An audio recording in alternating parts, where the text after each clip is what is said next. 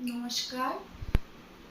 মহিলাদের কোন জিনিস শুভ, কোন জিনিস অশুভ সেটা আজকে জেনে নিন। যে মহিলার রাশি বৃষ, মেষ, ধনু তারা খুব ভাগ্যবতী হয়। এরা অল্প বয়সে সাফল্য পেয়ে থাকে।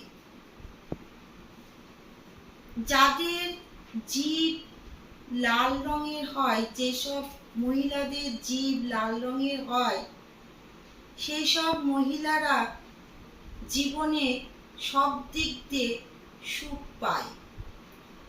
যে মহিলাদের ঠোঁটের ওপর বড় চুল থাকে, সেই সব মহিলারা স্বামীর কাছে অশুভ বলে প্রমাণিত হয়। আজ এইটুকুই। নমস্কার। ভালো থাকবেন, সুস্থ থাকবেন। জয় মা তারা।